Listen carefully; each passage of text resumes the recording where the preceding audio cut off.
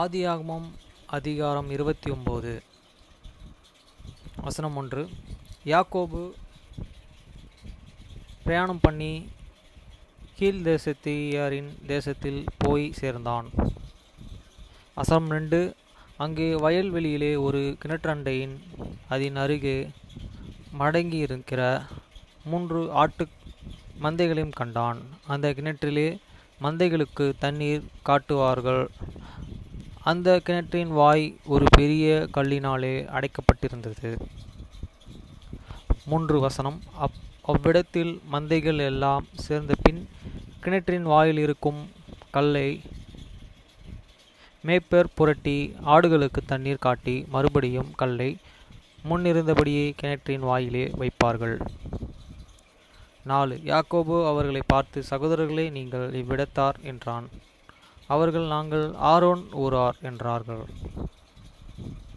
வசனம் 5. அப்பொழுது அவன், நாகோரின் குமாரனாகிய லாபானை அறிவீர்களா என்று கேட்டான். அறிவோம் என்றார்கள். வசனம் 6. அவன் சுகமாயிருக்கிறானா என்று விசாரித்தான். அதற்கு அவர்கள், சுகமாயிருக்கிறான். அவன் குமாரத்தியாகிய ராகேல் அதோ ஆடுகளை ஓட்டிக்கொண்டு வருகிறாள் என்று சொன்னார்கள். வசனம் 7. அப்பொழுது அவள், இன்னும் வெகு பொழுதாயிருக்கிறதே, இது மந்தைகளை சேர்க்கிற வேலை அல்லவா? ஆடுகளுக்கு தண்ணீர் காட்டி இன்னும் மேயவிடலாம் என்றான். வசனம் 8. அதற்கு அவர்கள், எல்லா மந்தைகளும் சேரும் முன்னே அப்படியே செய்யக்கூடாது. சேர்ந்த பின் கிணற்றின் வாயிலுள்ள கல்லை புரட்டுவார்கள். அப்பொழுது ஆடுகளுக்கு தண்ணீர் காட்டுவோம் என்றார்கள். வசனம் 9. அவர்களிடம் அவன் பேசி கொண்டு இருக்கும்போதே தன் தகப்பனுடைய ஆடுகளை மேய்த்து கொண்டிருந்த ராகேல் அந்த ஆடுகளை ஓட்டிக்கொண்டு வந்தாள்.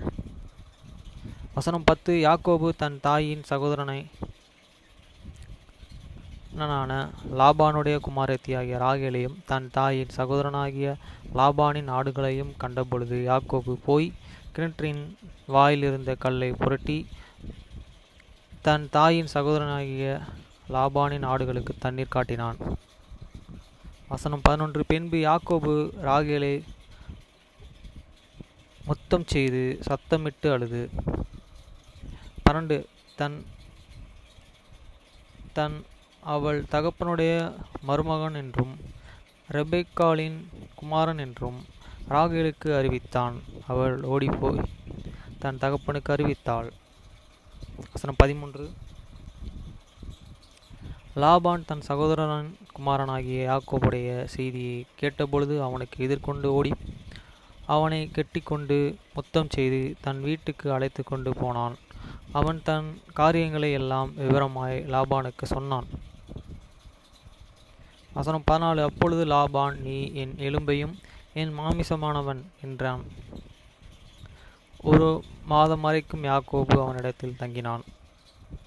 15. பின்பு லாபான் யாக்கோபை நோக்கி, நீ என் மருமகனாய் இருப்பதினால் சும்மா எனக்கு வேலை செய்யலாமா? சம்பளம் எவ்வளவு கேட்கிறாய்?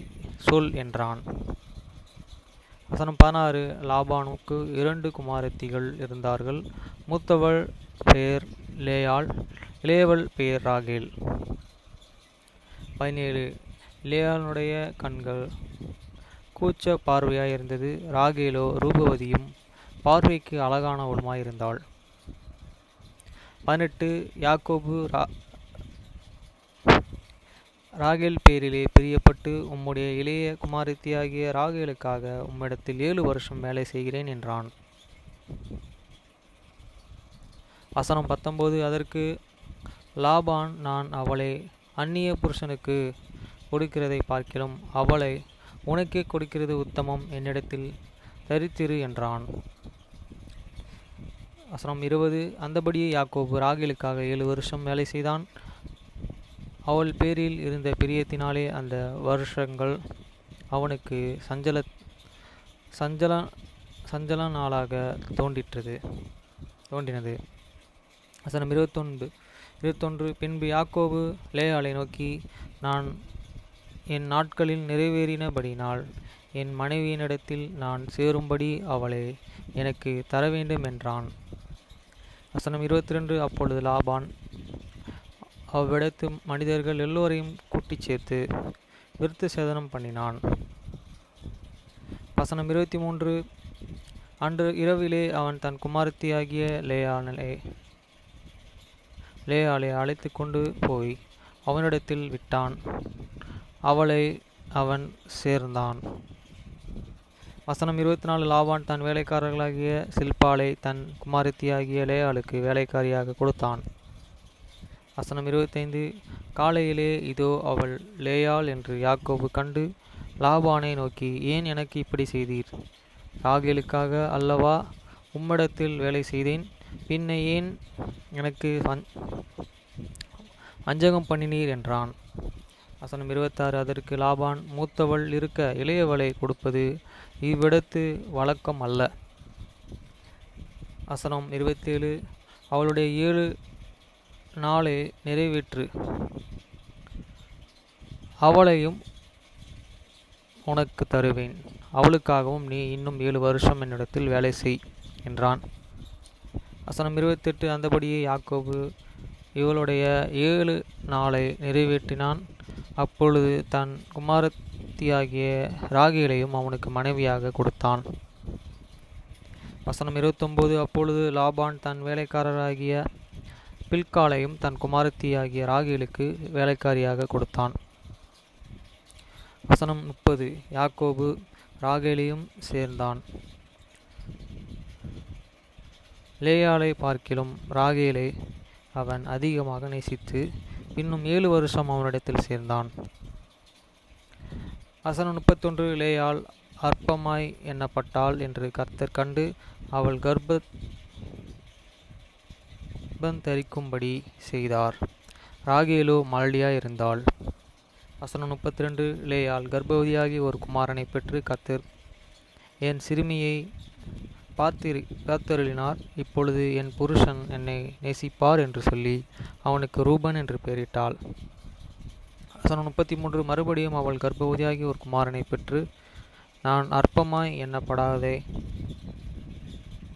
எண்ணப்பட்டதை கர்த்தர் கேட்டருளி அவனையும் எனக்கு தந்தார் என்று சொல்லி அவனுக்கு சிமியோன் என்று பெயரிட்டார். 34. பின்னும் அவள் கர்ப்பவதியாகி ஒரு குமாரனை பெற்று என் புருஷனுக்கு 3 குமாரனை பெற்றபடினால் அவர் இப்பொழுது என்னுடனே சேர்ந்திருப்பார் என்று சொல்லி அவனுக்கு லேவி என்று பெயரிட்டாள். வசனம் 35. மறுபடியும் அவள் கர்ப்பவதியாகி ஒரு குமாரனை பெற்று இப்பொழுது கர்த்தரை துதிப்பேன் என்று சொல்லி அவனுக்கு யூதா என்று பெயரிட்டாள். பிற்பாடு அவனுக்கு பிள்ளைகளை நின்று போயிற்று.